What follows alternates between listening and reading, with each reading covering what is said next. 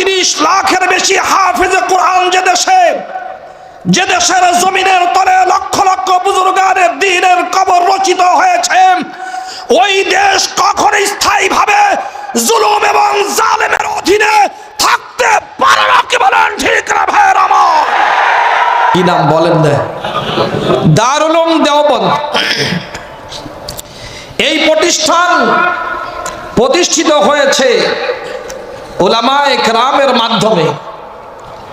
সারা দুনিয়ার মানুষকে জালেম এবং জুলুমের, নির্যাতনের, বিজাতীয় অপশাসনের জগদ্দল পাথরকে সরিয়ে সকল জাতিকে স্বাধীনতা দিবার জন্য যেই প্রতিষ্ঠান প্রতিষ্ঠিত হয়েছে তার নাম দারুল উলুম দেওবন্দ।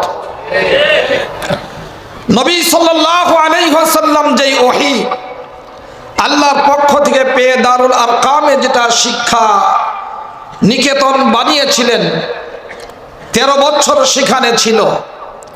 আল্লাহ তাআলা আমাদের সেই জায়গা দেখার বারবার তৌফিক দিয়েছেন। আল্লাহ আপনাদেরকেও দেখার তৌফিক দান করুন। এরপর মদিনা মুনাওয়ারা হিজরত করে গিয়েছেন, আসহাবে সুফা, এরপর ইরাক, মিশর, কুফা হয়ে দারুল উলুম দেওবন্দ। আমাদের এই দেশেও সাহাবায়ে কেরামের কদম পড়েছে। সুবহানাল্লাহ। এদেশে সাহাবায়ে কেরামের কদম পড়েছে। এ পর্যন্ত 50 লক্ষ উলামায়ে কেরাম দেশে বসবাস করে। 1.5 লক্ষ কওমি নুরানি মাদ্রাসা বিদ্যমান। প্রায় 30 লাখের বেশি হাফেজে কোরআন যে দেশের জমিনের তলে লক্ষ লক্ষ বুজুর্গানের দ্বীনের কবর রচিত হয়েছে, ওই দেশ কখনো স্থায়ীভাবে জুলুম এবং জালেমের অধীনে থাকতে পারে না। কি বলেন ঠিক না ভাইয়ের আমার? দারুল উলুম দেওবন্দ এটা লাইট হাউস। আমরা লাইট চাই, আলো চাই, চান কি চান না? লাইট চাই, আলো চাই, কিন্তু অন্ধকারের কাছে দৌড়াই সম্ভব? হ্যাঁ, আলো চাইলে, আলোকিত মানুষ তৈরি করতে চাইলে লাইট হাউসের কাছে আসতে হবে। ওই লাইট হাউস এই কওমি মাদ্রাসা, যেখানে পড়ানো হয় কোরআনে কারীম, বিশুদ্ধ কিতাব, যার মধ্যে চুল পরিমাণও কোনো ধরনের সন্দেহ আছে? আল্লাহ রাব্বুল আলামিন বলছেন, বিসমিল্লাহির রহমানির রহিম, আলিফ লাম মিম, যালিকাল কিতাবু লা রাইবা ফীহি, হুদাল লিল মুত্তাকিন।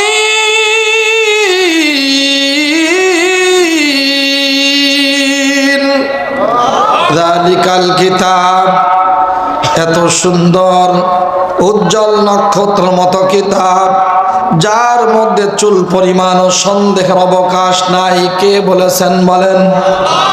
কি এই কিতাব কেমন? আল্লাহ রাব্বুল আলামিন বলেন, হে নবী, কিতাবুন আনজালনাহু ইলাইকা লিতুখরিজান নাসা মিনাজ যুলুমাতি ইলান নূর বিইذনি রাব্বিহিম ইলা সিরাতিল আজিজিল হামিদ।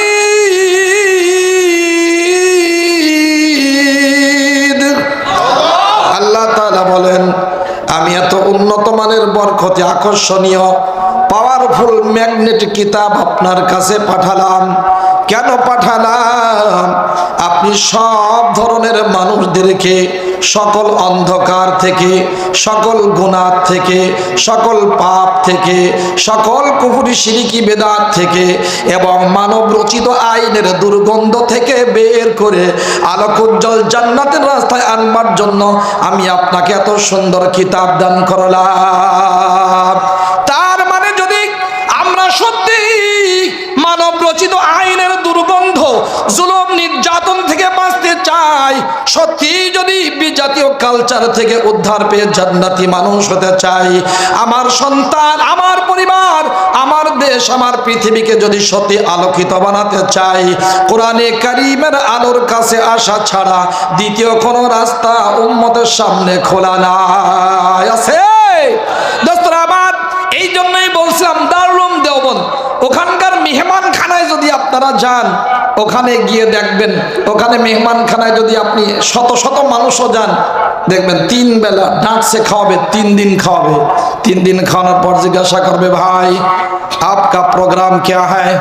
3 দিন পর কবে জিজ্ঞাসা করবে, আপনার প্রোগ্রাম কি, কোথায় কি করবেন, কয়দিন থাকবেন। এরপর যদি বলে আরো 10 দিন থাকবো, ঠিক আছে খান, জন্মের খাওয়া খান, সমস্যা নেই। দোস্তরে ওই দারুল উলুম দেওবন্দে মেহমানখানার ভিতরে গিয়ে কয়েকটা জিনিস পাওয়া যায়, পুরো দিন ও শরিয়াতের নির্যাস সেখানে 4টা পংক্তির মধ্যে বলে দেওয়া হয়েছে। আমাদের সমস্যা কোথায়, আমাদের সমাধান কোথায়? ওখানে প্রথম পংক্তি লেখা আছে, খোদা কা জিকির হ্যায় তাকত হামারি, আল্লাহর জিকির এটা হলো আমাদের আসল পাওয়ার এবং সবচেয়ে বড় শক্তি। যার সাথে যার মহব্বত হয় তার আলোচনা বেশি হয়, কি বলেন ঠিক কিনা?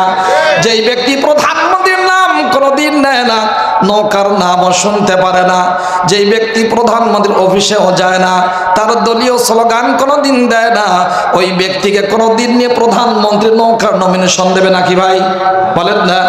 তাহলে দুনিয়ার নিয়ম এইটা, যেই সন্তান মাকে মা মা বলে বারবার ডাকে, আব্বারে আব্বু বলে ডাক দেয়, আর এক সন্তান কোনোদিন আব্বা আম্মার কাছে সে ডাকে না, তাহলে ওই মা বাবার মহব্বত কোন সন্তানের প্রতি বেশি থাকবে? যেই সন্তান বারবার মা বাবাকে মহব্বতের সাথে ডাকে, কি বলেন ঠিক কিনা? যখন কোন বান্দা বান্দি মালিকের জিকির করে, মালিকের কিতাবের তিলাওয়াত করে, আল্লাহ রাব্বুল আলামিনের সাথে তখন তার সম্পর্ক মজবুত হয়। আল্লাহর সাথে সম্পর্ক যখন মজবুত হয়, আল্লাহ তাআলা তার পক্ষে হয়ে যান। আর আল্লাহ তাআলা যদি কারোর পক্ষ অবলম্বন করেন, পৃথিবীর কোনো শক্তি নাই ওই ব্যক্তিকে পরাজিত করবে। কি খুদা কা জিকির হ্যায় তাকত হামারি, হামারা মুসাল্লা হ্যায় তখতে শাহী, আমাদের জায়নামাজ হলো আমাদের সিংহাসন। সত্যি যদি মানব দিলের উপর রাজত্ব করতে চায়, মহব্বত তৈরি যদি করতে চায়, আদর মহব্বতের সাথে ওমরি শাসন যদি কায়েম করতে চায়, নামাজ ছাড়া, মুসাল্লামুখী হওয়া ছাড়া দ্বিতীয় কোনো রাস্তা খোলা নাই।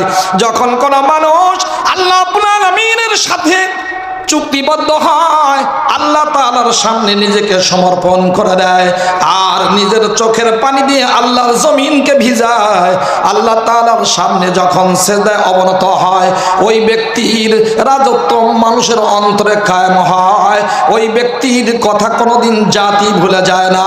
কিন্তু আজ যায় নামাজের সাথে সম্পর্কহীনতার কারণে সম্পর্ক ছিন্ন করে, নামাজের সাথে সম্পর্ক ছিন্ন করে যদি কেউ রাজত্ব করতে চায়, পিটাবে, মারবে, আঘাত করবে।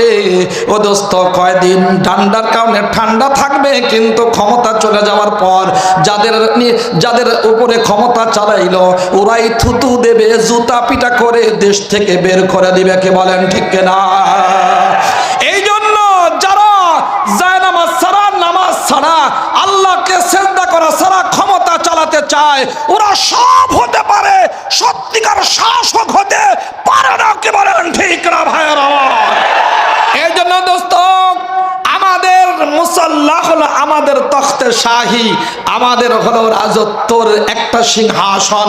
আজকে আমরা মাহফিলে এসে অনেক দোস্ত বন্ধু মাশাআল্লাহ নামাজের ওয়াজ করে। সেদিন একজন খুব বড় ধরনের মন্ত্রী বন্ধু এসেছেন, খুব ভালো একটা বয়ান দিলেন।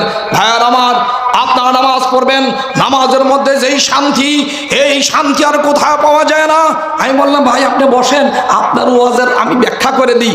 আমি ব্যাখ্যা করতে গিয়ে বললাম, ভাই যারা এখানে নামাজে এসেছেন, ওয়াজে এসেছেন, সবাই নামাজি, কিন্তু আপনার এই কথাটা যখন যুব দলের মিটিং হয়, ছাত্র দলের মিটিং হয়, ছাত্রলীগ যুবলীগের যখন সমাবেশ হয়, তখন বলে যদি এদেরকে নামাজি বানাতে পারতেন, এদেরকে নির্দেশনামা জারি করে যদি তাদেরকে নামাজের জন্য বাধ্য করতে পারতেন, বলছেন এরা যদি সেজদায় অবনত হতো আমার দেশ চোরে ভরে যেত না, আমার দেশের সম্পদ কখনো বাইরে পাচার হয় বেগম পল্লী তৈরি হতো না। কি বলেন ঠিক না ভাইয়ের আমার?